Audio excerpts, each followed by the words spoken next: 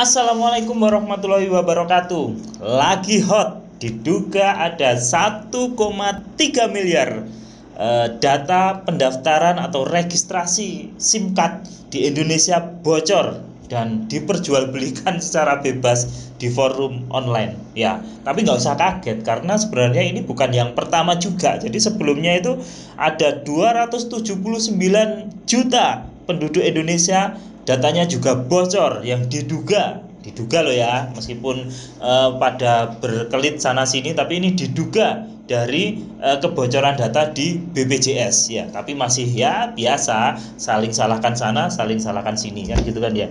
Ada juga kemarin juga ada 17 juta data pelanggan PLN juga dikabarkan bocor. Nah, kemudian yang terbaru ada 105 juta penduduk Indonesia data yang dimiliki oleh KPU juga dikabarkan bocor. Entah ini beneran atau enggak, karena pihak-pihak terkait masih saling menepis bahwa oh datanya aman, oh bukan kami yang bocorkan, ya whatever lah. Jadi kita sebagai rakyat kecil ini akan kita omongin nih, kita bisa apa sih sekarang dengan bocornya data sana, data sini, oh di aplikasi ini bocor, SIM card bocor, terus data penduduk di BPJS juga bocor. Nah, kita sekarang ini karena datanya udah bocor di mana-mana, bisa apa? Yuk kita ikutin ya, kita ikutin di video ini. Nah, jadi ratusan juta data ini, bahkan ada yang 1,3 miliar ini, data-data ini diperjualbelikan ya teman-teman ya. Jadi data ini diperjualbelikan di forum online ya. Salah satu hackernya itu bernama Bjorka, BJORKA. Ini dia menjual data-data itu di Bridge Forum ya. Jadi data-data ini dijual agar meyakinkan konsumennya itu si Bjorka ini memberikan sampel. Contoh kayak data 1,3 miliar kartu SIM yang bocor ini dia jual dengan harga 50.000 dolar atau setara 740 jutaan lah. Nah, ini dia ngasih sampel dari 1,3 miliar data ini, dia ngasih sampel 2 juta data free. Jadi ternyata pas kita download itu emang banyak yang bener gitu loh. Makanya kan berarti data-data ini kemungkinan valid. Jadi kemungkinan 1,3 miliar kartu SIM ini, pendaftaran kartu SIM ini valid. Nah, kok banyak gitu, padahal penduduk kita kan cuma 200 sekian juta ya. Kan satu penduduk bisa aja punya banyak nomor kan. Jadi nomor yang diregistrasikan itu sama si Bjorka ini, si hacker ini, dia mengklaim mempunyai 1,3 miliar data registrasi. Wah, gila. Ya, kalau kita menilik data-data bocor sebelumnya ya, jadi sebenarnya juga banyak itu data-data bocor juga. Bahkan pengguna IndiHome ini juga kemarin rumornya juga datanya bocor. Ada 16,7 GB file yang diperjualbelikan di forum online, itu isinya tentang histori-histori browsingnya pelanggan-pelanggan IndiHome. Wah, gila. Jadi data kita itu sekarang bisa kita bayangkan udah bocor sana, bocor sini. Ya gimana? Wong kita apa-apa harus fotokopi KTP, apa-apa kita harus butuh KK. Yo gimana lagi kan gitulah. Tapi kita sebagai rakyat kecil nih, karena semua ini udah bisa terjadi kan, kita harus bisa mengantisipasi ya. Biar kedepannya data-data yang bocor ini, yang mungkin saja disalahgunakan oleh pihak-pihak yang tidak bertanggung jawab ini, kita tidak menjadi korban. Yuk kita lanjutkan ya. Lanjut.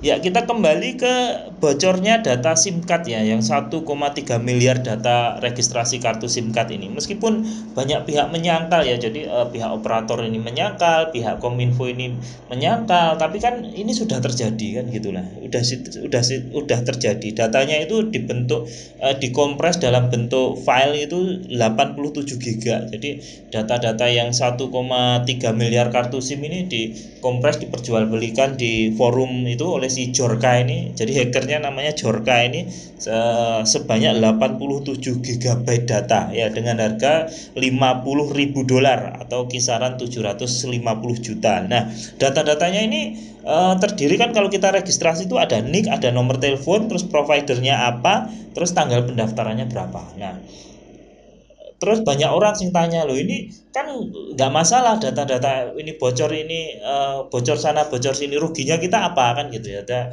Ya teman-teman harus aware ya, harus aware bahwa data-data yang bocor ini sebenarnya sangat membahayakan kita ya, sangat membahayakan kita. Nah, dengan data-data yang bocor tadi, jika ini dikuasai oleh orang tidak bertanggung jawab, ini bisa digunakan untuk salah satunya adalah penipuan. Karena dia punya data, si penipu ini punya data, maka dia akan menyebarkan spam-spam, baik spam telepon, email, ataupun spam WA, ataupun spam SMS ke nomor-nomor yang mereka miliki di database tadi. Bayangkan ketika 1,3 miliar nomor mereka miliki, mereka bisa saja menspam message, menspam lewat WA, menspam lewat SMS atau telepon. Mereka akan mengirimkan telepon atau pesan penipuan ya, mungkin untuk spam iklan, atau mungkin judi online, atau sampai penipuan telemarketing ya, karena mereka sudah punya database nomor-nomor kita, bahkan lengkap dengan NIK kita, bahkan lengkap dengan nomor KK kita. Nah, kalau kita merujuk ke data BPJS yang bocor itu, bahkan sampai ke gaji, bahkan sampai ke alamat mereka udah punya. Nah, ini bahaya. Nah, jadi kalau mereka memiliki data itu, mereka bisa berpura-pura, para penipu ini berpura-pura jadi pegawai bank. Oh, ini dengan Bapak A ya. Oh, ini saya dari bank ini gitu misalnya. Ini Bapak A ini nomor KTP-nya ini kan, nomor KK-nya ini kan. Nah, ini ada informasi dari bank ini agar misalnya ujung-ujungnya nanti ya minta kode OTP. Dengan berbekal data-data tadi, akan mudah bagi seorang penipu menyamar menjadi apapun. Nah, itu kuncinya.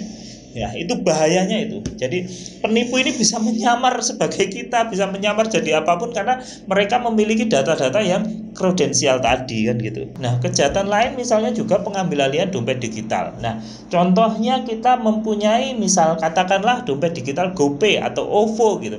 Karena penipu ini memiliki database nomor-nomor tadi. Nah, mereka bisa ngecek, oh nomor ini punya dompet digital enggak, oh nomor ini punya dompet digital enggak. Kalau mereka punya, mereka akan menyamar sebagai karyawan dompet digital tersebut, atau menyamar menjadi apapun untuk mengelabui kita, yang ujung-ujungnya mereka menginginkan OTP yang masuk ke nomor kita. Ya, kebayang ya, karena mereka udah punya data-data yang lengkap tadi kan, tinggal OTP dok. Ketika OTP dikuasai mereka, ya wes akun kita bisa diobok-obok kan gitu ya. Jadi data pribadi ini sangat penting, karena dengan data pribadi ini benar-benar orang akan bisa mengacak-ngacak akun kita ya. Cukup mereka tahu OTP aja, cukup mereka mendapatkan OTP, mereka udah bisa masuk ke dompet digital kita, karena mereka mempunyai nomor telepon kita, data NIK kita, gitu, melengkap sekali kan gitu. Nah, terus apa yang bisa kita lakukan sebagai rakyat awam, masyarakat jelata ini?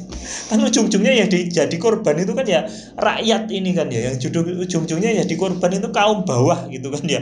Nah, ini apa yang bisa kita lakukan gitu? Nah, yang pertama, jangan mudah percaya terhadap setiap telepon, WA, SMS dari nomor baru. Jangan percaya, karena data kita itu udah bocor. Setiap orang telepon mengaku dari bank, mengaku dari GoPay, mengaku dari OVO, mengaku dari Shopee, mengaku dari Tokopedia. Jangan mudah percaya ya, karena mereka memegang data kita. Mereka bisa, oh ini Bapak Alek misalnya, oh ini nomor KTP-nya ini, oh ini nomor kakaknya ini, mereka sudah punya. Makanya jangan mudah percaya ya. Kalau masih ragu-ragu, tanyakan. Nah, kalau masih ragu, tanyakan melalui aplikasi resminya ya. Kan ada customer service ya, bisa tanya ke aplikasi customer service resminya itu. Jadi jangan mudah percaya.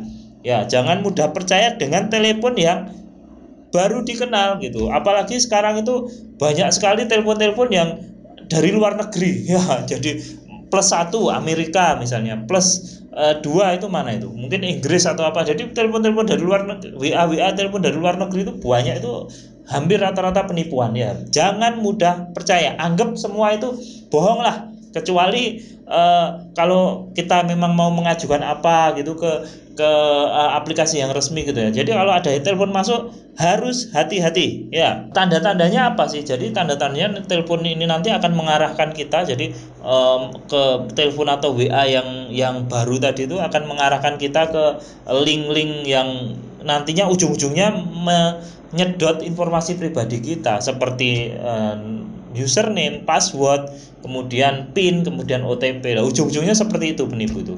Karena mereka udah punya data-data lengkap kita, ya mereka tinggal nyari aja masalah PIN, masalah OTP gitu, yang ujung-ujungnya akan masuk ke dompet digital kita, banking kita gitu. Hati-hati. Satu, jangan percaya.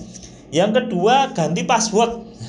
Kebiasaan masyarakat kita itu passwordnya itu simpel-simpel. Nah sekarang ini kan datanya udah bocor kemana-mana ya. Kita tanggal lahir juga udah bocor. Di data BPJS kemarin kan ada tanggal lahir, ada nama, ada alamat gitu kan, ya lengkap sekali data yang bocor. Nah kebanyakan orang-orang kita itu datanya passwordnya itu ya nama terus tahun, rata-rata itu gitu. Nggak tahu ini kok banyak sekali saya menemui orang yang ngobrol gitu passwordnya itu rata-rata nama tahun. Contoh namanya Ali, tahunnya tanggalnya 1 Januari 81 gitu, passwordnya ya rata-rata Ali 010181 gitu passwordnya. Aku nggak tahu kenapa kok seperti itu.